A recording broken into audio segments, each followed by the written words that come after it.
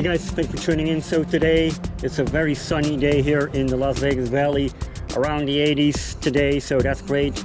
Yeah, we're looking again at the Fontainebleau and see what's up. Still working diligently on the windows, it seems. So maybe more than a couple of weeks before that is finished. Other than that, looks like they're still working a lot on the entrance, the construction of the entrance, and